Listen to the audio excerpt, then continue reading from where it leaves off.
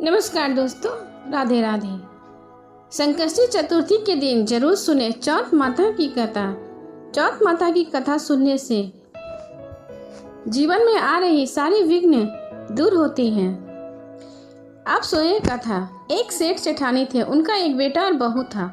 बहू सबको भोजन कराकर फिर स्वयं भोजन किया करती थी। एक पड़ोसन ऐसी भी थी जो रोज पूछती, आज बहू क्या खाया। तब बहू कहती कि मैंने तो ठंडा और बासी खाना खाया। एक दिन उसके पति ने सुनकर विचार किया, आज तो बहू ने पकवान खाए, फिर भी मेरी पत्नी ऐसा क्यों कहती है। आज फिर से पकवान बनवाया जाए, तब देखते हो कि पत्नी क्या कहती है। उसने तरह तरह के पकवान बनवाए और घर के सभी लोगों ने एक साथ बैठकर भोजन किया। आज भी पड़ोसन ने पूछा तो बहू ने कहा कि मैंने ठंडी बासी खाना खाया। सेठ के लड़के ने सोचा, हो न हो कोई बात अवश्य है जिससे मेरी पत्नी ऐसा कहती है। उसने अपनी पत्नी से पूछा, तुम रोज ठंडी बासी खाना खाया ऐसा क्यों कहती हो, जबकि अपने सबने एक साथ बैठकर कई तरह के पकवान खाए। उसकी पत्नी बोलती है, अपन जो खा रहे हैं वो बूढ़ों की कमाई है। जिस दिन आप कमा कर लाओगे उसी दिन मैं समझूंगी कि मैं ताज़ा भोजन खा रही हूँ। अब एक दिन लड़के ने माँ से कहा कि मैं बड़े शहर को कमाने जाऊंगा। तो माँ ने कहा, बेटा अपने पास इतना धन है कि खाया नहीं जाता, तो तू क्यों जाएगा विदेश कमाने। माँ के मना करने पर भी बेटे ने स्वयं कमाने का दृढ़ निश्चय कर लिया और जाते समय पत्नी से कहा, मैं जब तक कमा कर बहुत सा धन लेकर ना आऊं तुम चूल्हे की आग बुझने ना देना। पर ऐसा करने से एक दिन पत्नी चूल्हे की आग बुझ गई तो वह मन ही मन घबराने लगी, कहीं मेरे पति पर संकट तो नहीं आन पड़ा। जल्दी से पड़ोस से आग लाकर चूल्हे में रख दूं, ऐसा विचार करके पड़ोस में गई। वहाँ पड़ोसन चौथ माता का व्रत और पूजन कर रही थी। पड़ोसन ने कहा, थोड़ी देर में आकर ले जाना। बहू ने पड़ोसन से पूछा कि आप यह क्या कर रही हैं, इससे क्या फल मिलता है। पड़ोसन ने कहा, मैं चौथ माता का व्रत कर रही हूँ, इससे अन्न मिले, लक्ष्मी मिले और सभी की मनोकामना पूरी होती है। अब बहू भी चौथ माता का व्रत करने लगी। दीवार पर चौथ माता बनाई। उस दिन घी गुड़ का चूरमा बनाकर रात्रि में को चंद्र को अर्घ्य देकर भोजन किया करती। ऐसा करते करते बहुत दिन बीत गए। चौथ माता ने उस बहू के पति को सपना दिया कि साहूकार का बेटा तू जागे कि सोवे, तेरी पत्नी तुझे याद करती है। घर जाकर उसकी पत्नी की चिंता मिटा, तू दुकान खोलकर कंकु केसर का पाग लगाकर बैठ जाना, आज तेरा हिसाब किताब सब चुकता हो जाएगा। अब तो चौथ माता ने जैसा कहा था लड़के ने वैसा ही किया। उसने घर जाने की तैयारी की और गाड़ी में धन भरकर चल पड़ा। रास्ते में एक बड़ा सा नाग फन फैलाए बैठा था और कहने लगा, आज मैं तुझको डसूंगा, छोड़ूंगा नहीं, आज तेरी मृत्यु पूरी हो गई है। सेठ के लड़के ने कहा, आज चौथ माता ने मुझे सपना दिया है, मैं पत्नी से मिलने घर जा रहा हूँ।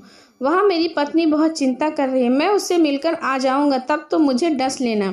नाग ने कहा, तुम शपथ पूर्वक कहकर जाओ, तभी मैं तुम्हें जाने दूंगा, परंतु लौट कर नहीं आए तो मैं तुम्हारे घर आकर तुम्हें डस लूंगा।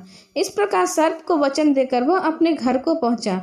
वहाँ सभी ने हंसी खुशी उसका स्वागत किया और भोजन करने के बाद वह उदास होकर बैठ गया। उसकी पत्नी ने उदास होने का कारण पूछा तो पति ने काले नाग वाली बात उसे बताई। यदि मैं उसके पास नहीं जाऊंगा तो वह घर आकर ही मुझे डस लेगा।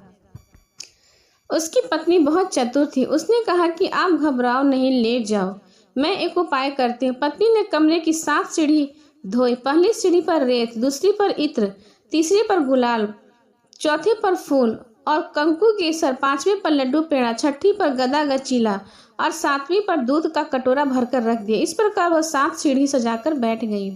आधी रात होते ही नाग आकर सीढ़ी चढ़ने लगा। पहली सीढ़ी पर रेत में लौट गया और कहने लगा, सेठ की बहू ने आराम तो बहुत दिया है, पर वचनों में बंध कर आया हूँ, सो डसूंगा जरूर। इसी प्रकार 7 सीढ़ी पर नाग आराम करता हुआ कहता हुआ डसूंगा जरूर कमरे में जाने ही वाला था कि चौथ माता ने विचार किया कि मैं इसे नहीं बचाऊंगी तो संसार में धर्म कर्म और व्रत पूजन को कौन मानेगा। अब तो गणेश जी, चंद्रमा जी और चौथ माता ने उसे बचाने का विचार किया। चंद्रमा जी ने उजाला किया, चौथ माता ढाल बनी और गणेश जी ने तलवार लेकर नाग को मार दिया और ढाल से ढक दिया। अब बहू भी थकी हारी सो गई। दिन उगा तो लोग बेटे से मिलने आए, परंतु बेटा बहू तो उठे ही नहीं थे। बहुत देर हो गई तो माँ उन्हें उठाने गई। माँ ने 7 सीढ़ियों पर जो कुछ देखा वो बहुत घबरा गई और बेटा बहू को आवाज लगाने लगी। बेटा बहू उठा तो देखा कि एक ढाल तलवार पर वहीं पड़ी है और ढाल उठाकर देखा तो काला नाग वहां मरा हुआ था। बेटा बहू ने सोचा आज तो धर्म कर्म ही आड़े आए, जो भगवान गणेश जी और चौथ माता ने अपनी रक्षा की है।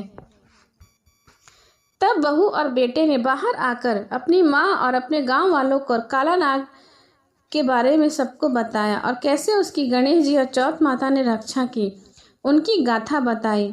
सब गांव वालों ने चौथ माता की जय जयकार लगाई। चौथ माता, आपने जैसे सेठ के बेटे बहू की रक्षा की, वैसी सबकी रक्षा करना। बोलो चौथ माता की जय।